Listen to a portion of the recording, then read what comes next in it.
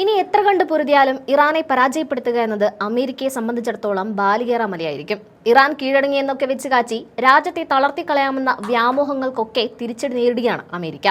അമേരിക്കയെ സംബന്ധിച്ചിടത്തോളം കഴിഞ്ഞ മണിക്കൂറുകളിൽ പുറത്തുവരുന്നത് അത്ര ശുഭകരമായ വാർത്തകളല്ല. ഇറാൻ ഒറ്റയ്ക്കല്ല എന്ന സത്യം അമേരിക്ക തിരിച്ചറിയുകയാണ്. ലോകത്തെ വൻ ശക്തികളായ ചൈനയും റഷ്യയും ഇറാനു പിന്നിൽ അണിനിരക്കുന്നു എന്ന വാർത്തയാണ് ഏറ്റവും പുതുതായി വന്നിരിക്കുന്നത്. ഉപരോധങ്ങൾ കൊണ്ട് ഇറാനെ പട്ടിണിക്കിടാമെന്നും അവരുടെ സൈനിക ശേഷി തകർക്കാമെന്നും കരുതിയ പാശ്ചാത്യ രാജ്യങ്ങളെ ഞെട്ടിച്ചുകൊണ്ട് ചൈനയിൽ നിന്നും റഷ്യയിൽ നിന്നും ഇറാനിലേക്ക് സഹായങ്ങൾ പ്രവഹിക്കുകയാണ്. ചൈനയിൽ നിന്ന് ഇറാനിലേക്ക് രഹസ്യ ചരക്കുകൾ എത്തുന്നു എന്ന റിപ്പോർട്ടുകളാണ് ഇപ്പോൾ വന്നുകൊണ്ടിരിക്കുന്നത്.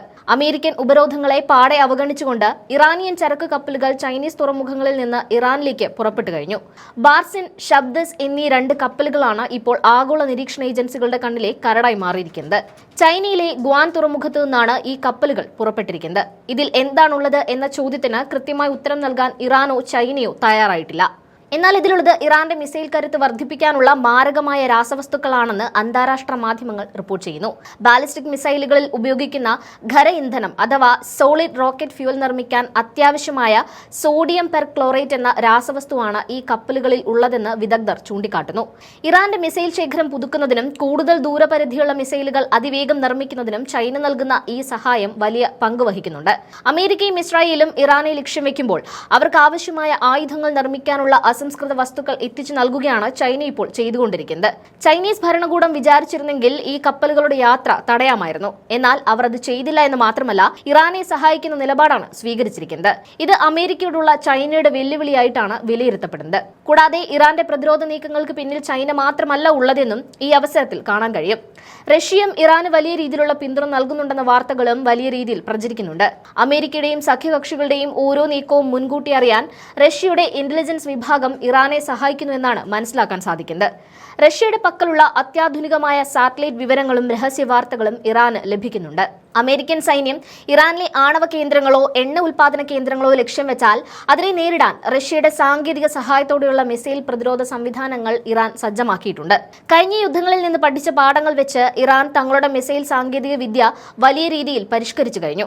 ഇറാനിലെ ആണവ കേന്ദ്രങ്ങൾ സുരക്ഷിതമാക്കുന്നതിനും എണ്ണ ഉൽപാദന കേന്ദ്രങ്ങളിൽ നിയന്ത്രണം കൊണ്ടുവരുന്നതിനുമായി പരിമിതമായ തോതിൽ കരസേനയെ വിന്യസിക്കാൻ ട്രംപ് ആലോചിക്കുന്നതായി അമേരിക്കൻ മാധ്യമങ്ങൾ റിപ്പോർട്ട് ചെയ്യുന്നുണ്ട്.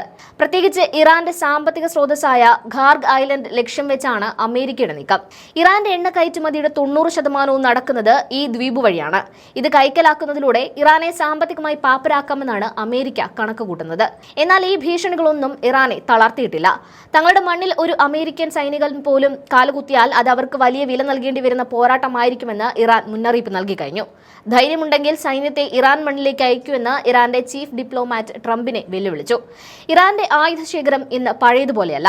ഡ്രോണുകളും ബാലിസ്റ്റിക് മിസൈലുകളും ഉപയോഗിച്ച് ഏത് ശത്രുവിനെയും തകർക്കാൻ തങ്ങൾ പ്രാപ്തരാണെന്നാണ് ഇറാൻ അവകാശപ്പെടുന്നത്. ഹോർമുസ് കടലിടുക്കിന് സമീപമുള്ള ബന്ദർ അബ്ബാസ്, ചബഹാർ തുടങ്ങിയ പ്രധാന തുറമുഖങ്ങൾ വഴി ഇറാൻ തങ്ങളുടെ സൈനിക വിന്യാസം അതിവേഗം വർദ്ധിപ്പിക്കുകയാണ്.